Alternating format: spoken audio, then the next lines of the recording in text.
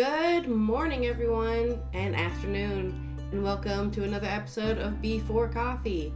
Let's go wake up Raj if he doesn't show up in the next few minutes, which he hasn't, so we're gonna wake him up.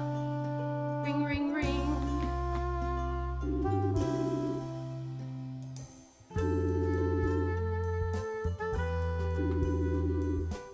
Hello?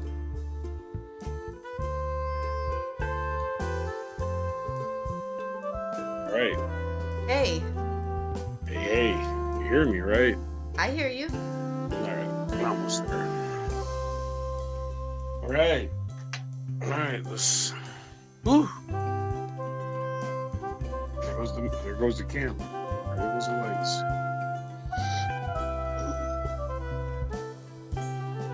Morning! Morning, world. Good morning. Don't see you on the. Oh, right. Forgot to turn on my camera. Okay. Are you ready to go? Oh, man. I'm just. Get it going. Good morning, Ready? good afternoon.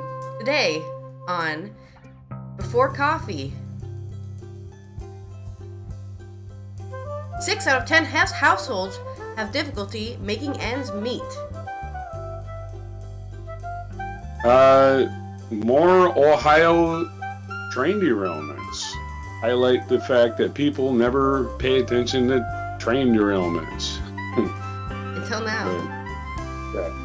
Patients with rare cancers have difficulty finding centers of expertise. Fox News lies to its viewers, and it gives information to political people that it likes, and it takes information from political people it doesn't like. Something like that. It's basically. Go ahead. That is. Sweden and Finland still hope for a NATO membership. How are things going? And Joe Biden visits Selma, Alabama to highlight voting rights. Today on March 6th? March 6th, 2023. On Before Coffee.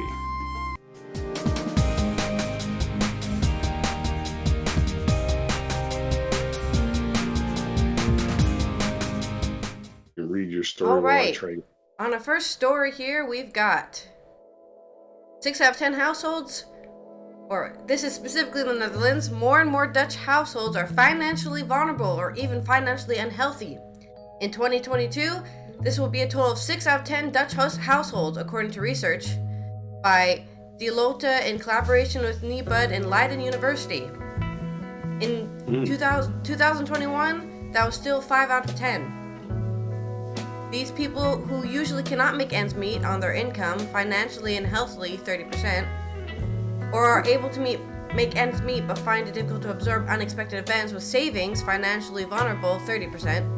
What we see is that inflation is hitting some households hard, says researcher Wendy Brink, the Nieuwen Boer in NOS Radio 1 journal.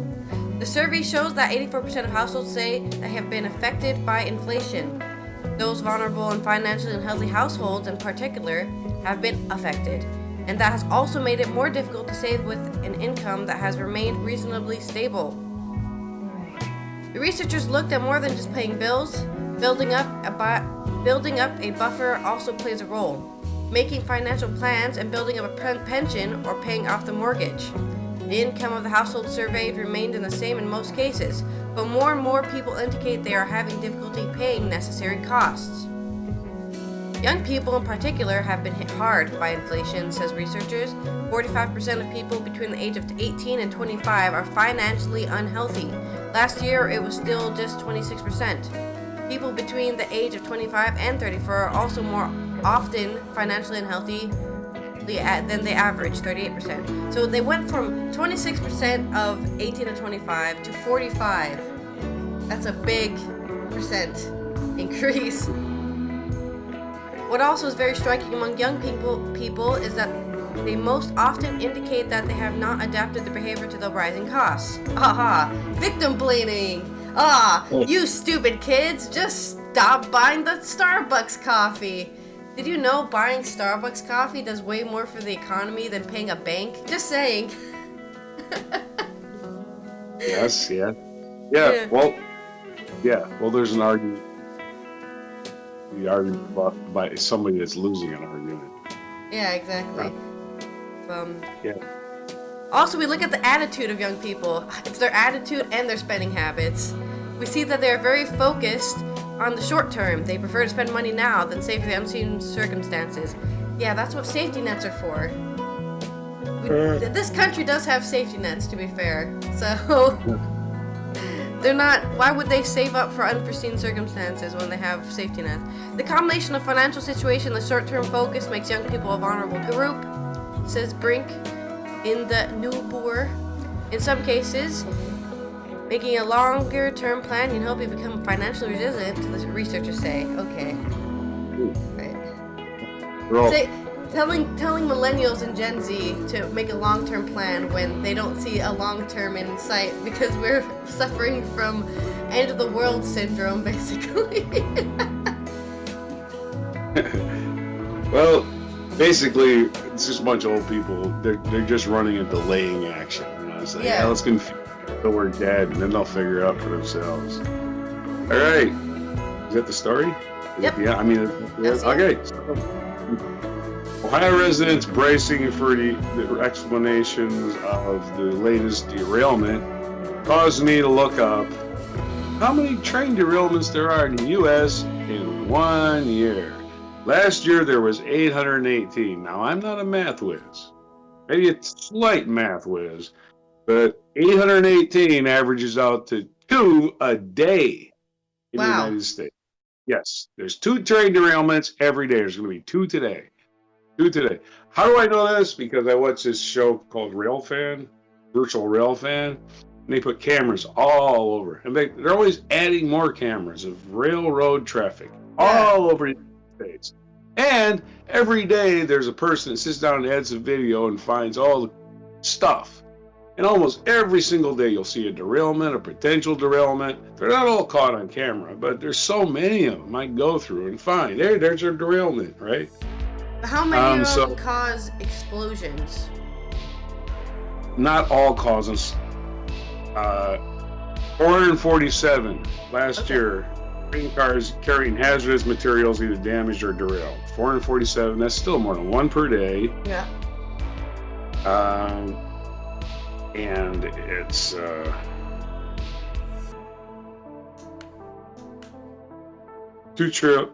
There's 2 train derailments per every 1.1 miles traveled. 1 million miles traveled. Sorry. It would be 2 train derailments per mile traveled. That'd be horrible. 1 million miles traveled. Used to be 1.7. So hey, they're getting better. Actually, it's worse. Sorry, it is worse. 1.7. So it's 2 per every 1.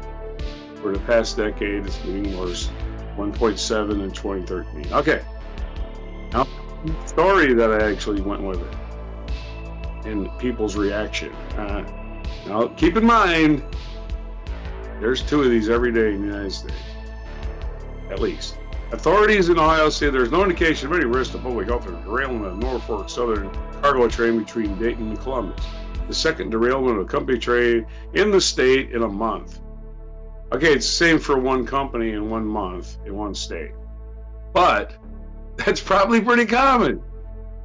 Norfolk Southern and Clark County officials say 28 of the southbound's 212 cars, including 4 empty tankers, derailed at about 4:45 p.m. Saturday at Springfield Township near a business park in County Fairgrounds. Springfield's about 46 miles west of the state capital, Columbus. As a precaution, residents living within 1,000 feet 305 meters were asked to shelter in place from responding firefighters. As a standard procedure, I would imagine. Again, there's probably just more reporters around. So there's a story. Go ahead. Next story. Just wanted everybody to know this Ohio derailment story is not really a story. It's just more reporters are around. It's very common and it's not a big deal, but also it kind of is a big deal. It's a big deal. It is a big deal. People now will realize how often this happens. Hopefully. Okay, go ahead. Interrupted my tangent, which was going to be, or my lead into, is patients with rare cancers having difficulty finding centers of expertise. It is difficult to link patients with a rare form of cancer to the right healthcare providers. This is evident from a report by the Comprehensive Cancer Center of the Netherlands, IKNL. Patients have insufficient access to expert care because the organization of specialized care, diagnosis, and treatment are not well aligned, and there is a lack of overview. The treatment of rare cancers requires a certain expertise, and in the Netherlands, there are special centers of expertise for this. Those centers are not always easy to find for both professionals and patients. When a type of cancer is diagnosed, less than 1,000 times in the Netherlands, it is referred to as a rare type. 1 in 5 patients who have cancer has a rare species. This concerns about 130,000 people in the Netherlands, of which the population is about 7 million, so that's a huge amount of people. Patients with a rare type of cancer are often diagnosed relatively late, sometimes up to 6 months after the first consultation. The survival rate is also much smaller than that of patients with a common form of cancer, 53% versus 70%. According to IKNL, it is important to better define the criteria for centers of expertise. Sometimes fewer centers are needed for certain rare cancers, and for others it needs to be better defined. If there are too many centers of expertise for each cancer type, you see too few patients to do proper research, so it needs to be better concentrated. There are now many initiatives and many networks, but there is no management. In fact, it is about good agreements, so that it's clear where a patient can go for a good treatment plan. Alright. Well, it was you read it better that time. Yeah, it's almost like I got to read it. Practice. Yeah. FEC complaints filed over allegations Murdoch gave Kushner unaired Biden political ads. What if you're running for office and you're trying to get your ads on a network and you give your political ads to a network and instead the network just putting them on the air, they give them to your opponent. Well, that's exactly what Rupert Murdoch, Fox News. This says allegations, but this is actually pretty explosive. Complaints have been filed with the Federal Election Commission over allegations that Fox Corp President Chairman Robert Murdoch shared unaired political advertisements and debate strategy for President Biden's 2020 campaign with Jared Kushner, former President Trump's son-in-law and then senior advisor. The complaint was filed by progressive nonprofit Media Matters, arguing that Murdoch broke the law by sharing the ads. NBC News reported on Friday that End Citizens United PAC filed a similar complaint to the FEC. The revelation that Murdoch shared the ads was first made public in a lawsuit against Fox by Dominion Voting Systems, who is suing Fox and the company, suing Murdoch and the company for defamation by airing false claims peddled by Trump in the weeks following the 2020 election. The FEC complaint by Media Matters alleges that sharing the rival political ad with the Trump campaign, Murdoch was making an illegal corporate in-kind contribution that can't be predicted by press exemption, that in turn the Trump campaign accepted such a contribution illegal. So you have two people breaking the law. Do you think they'll be punished? We'll see. We'll see.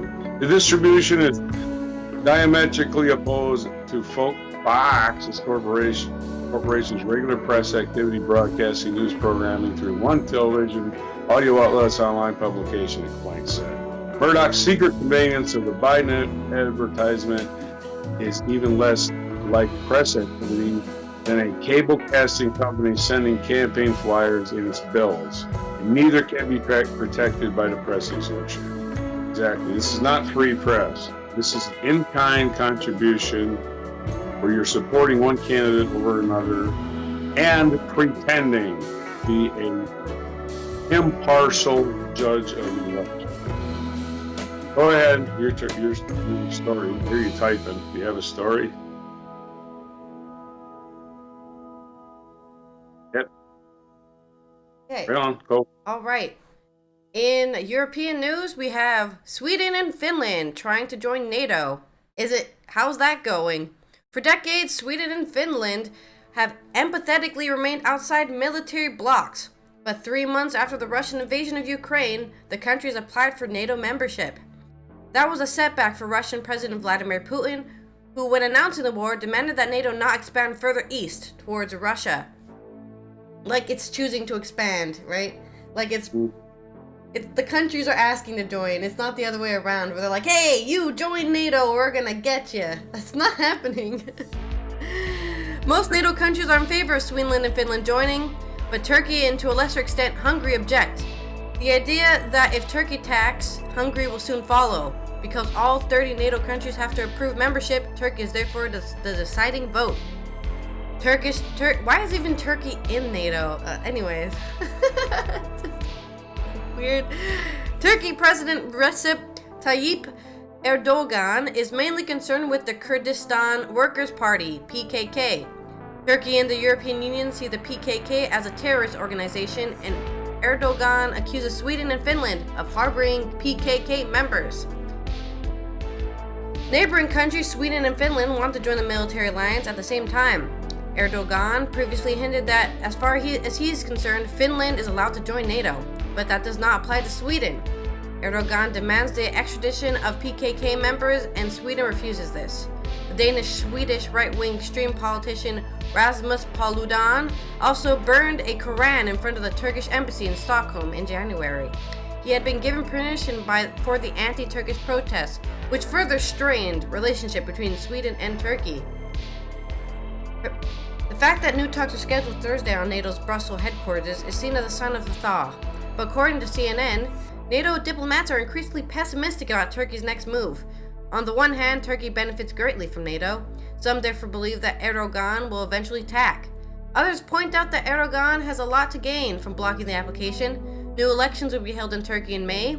There is a discontent in the country because of the economic crisis. Erdogan hopes to win votes by criticizing the accession of Sweden and Finland. In this, he wants to show that he defends the interests and security of Turkey within NATO. Hungary is expected to agree soon. Apart from Turkey, Hungarian Prime Minister Viktor Orban is delaying giving the green light because, according to him, Sweden and Finland are spreading lies about democracy and the rule of law in Hungary. Under the conservative Prime Minister, Hungary introduced an anti-gay legislation, tightened abortion legislation, and restricted press freedom. Orban is strongly criticized for this from the EU. Hungary mainly seems to want to show some muscle. It is therefore expected that the approval from Budapest will not be long coming.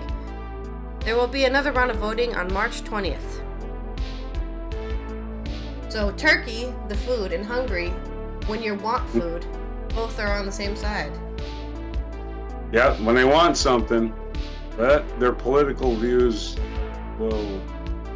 Well, Turkey and Hungary have totalitarian type leaders, no?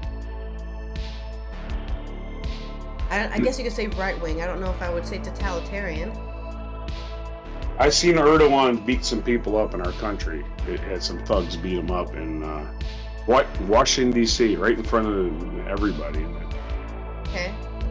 It was pretty famous, anyway, locally here. Right? I don't know anything about Hungary, though.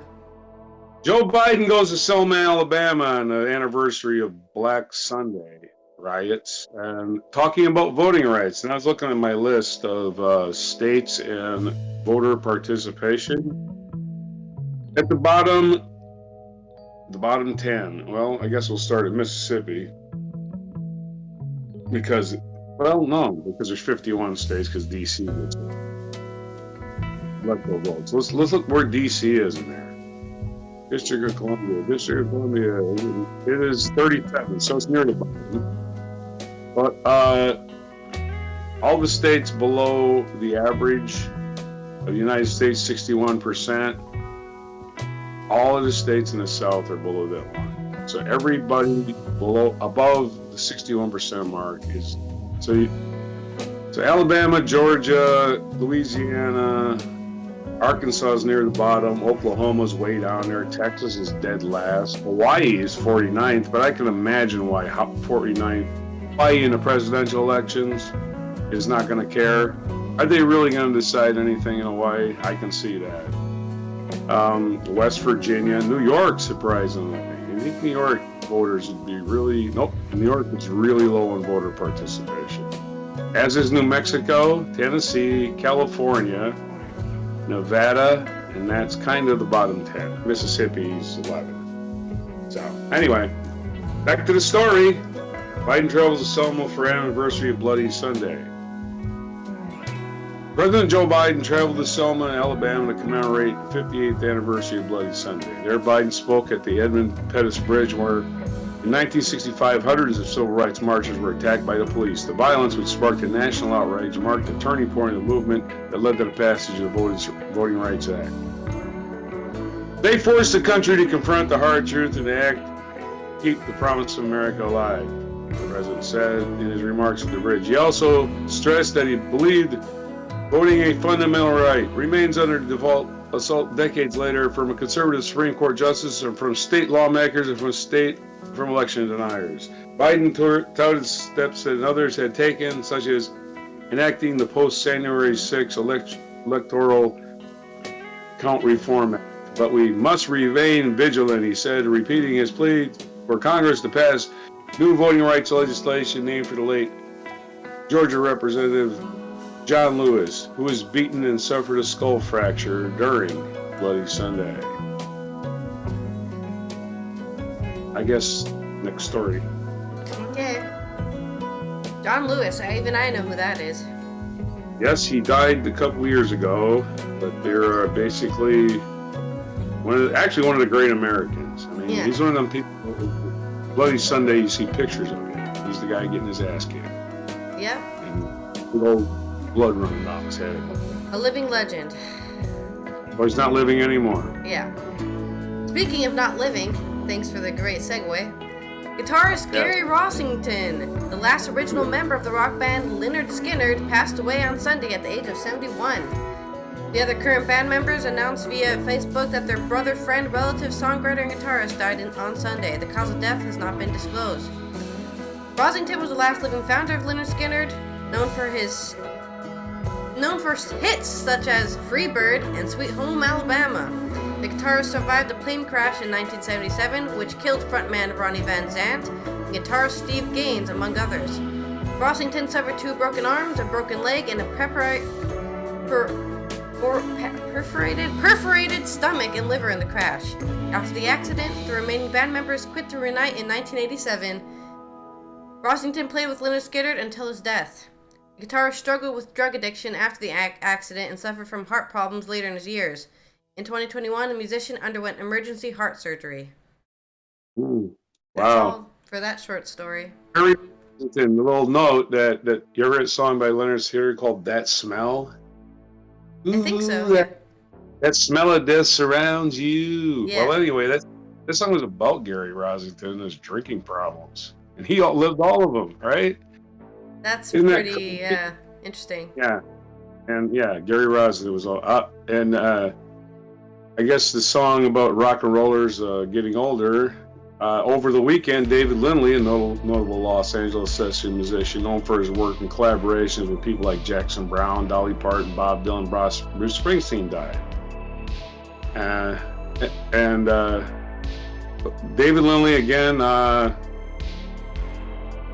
Lindley was born in San Marino, California on March 21st, 1944. He grew up surrounded by music and began playing banjo and fiddle as a child. In his early 20s, Lindley developed an interest in electric music and formed a psychedelic folk rock band, Kaleidoscope. The group released its debut album, Side Trips, in 1967. The same year, he worked as a session musician on Leonard Cohen's first album, Songs of Leonard Cohen. Clever name. After splitting up Kaleidoscope in 1970, following the release of 4 albums, Lindley joined Jackson Browne's band, establishing himself with albums Like 1973's For Every Man, 1974 is Late for the Sky, 1977 is Running on Empty. Running on Empty, there you go. He's got, during his time with Brown, I'm trying to think of one guitar thing I can identify. Because again, sometimes these guys die and I have to look them up, even though I've listened to their music forever, because they're just there. You know, musicians know who he is, but I have to look him up. During his time with Brown, Lindley also joined studio musicians, including Linda Ronstadt, Warren Zevon, Crosby, Gilson Nash, Rod Stewart, and Ry Coder.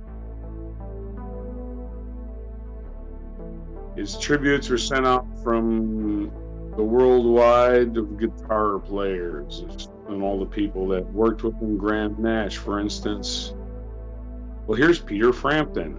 It's so sad to hear of David Lindley's passing. He was a giant among musicians. Always his unique sound, style gave him away in one note. My thoughts are with his family.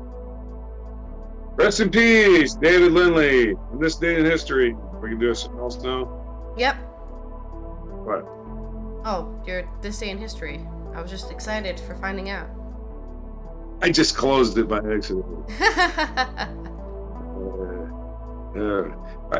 This day in history is brought to you by Encyclopedia Britannica. Encyclopedia Britannica, website I click on that doesn't give me pop-up ads. Thank you. Anyway. King Tut's tomb was opened on this day in 1924, and the curse began. The curse of the mummy. Anyway, that's in all the movies. Shaquille O'Neal's birthday, 1972. He is now officially 51. Marion Barry was born in 1936. In 2016, wow, you went dark. What happened? You get no light. American First Lady and actress Nancy Reagan died in 2016. American painter Georgia O'Keeffe died in this day in 1986. She was 98. Very famous New Mexico resident there. Mm-hmm. Journalist Walter Cronkite signed off for the last time on the CBS Evening News. How's that what sound like? This is Walter. That's all he sounded like. It wasn't this, but that's the voice pattern he had, like that. He would say, and that's the way it is. I can sign off like Walter Cronkite if you want. Okay. And that's the way it is. March 6th. 56. Wait, you have to wait until we do the sign off. Wait, I'm not gonna edit that. Let's. Hey, Rog. March 6th. Okay. Ready? Are you done? Are we signing off? Is that where you're ending it? I don't know if you want to. Is there any more on this day? March 6th, 2023. I'm Walter Cronkite. That's what he was saying. I probably messed up his accent. So 81, coincidentally, the year I graduated from high school. So everything ended. The Beatles ended, right? Prosperity ended. Well, 1981, Reagan administration killed prosperity. It's basically like, we're going to get all the prosperity from all the work to all the rich people. Fuck you, poor people. What the hell? That was it. That day in history. Okay. That was it. That was this when the has speech. been Allison with Before Coffee from Europe, telling you about how Turkey and Hungary don't want Sweden and Finland in NATO. And I hope to see you tomorrow for some more bumbling of words. Well, and I will say, because Sweden and Finland would probably mess around with Russia a little bit too long, and they missed the boat with NATO in the first place, and Turkey gets in there, you know? It's just, Yeah. We're looking for people with, strategic positions, Anyway, and this is Roger in the United States saying good night, and hopefully you have a better week than I will. All right, bye-bye. All right, bye.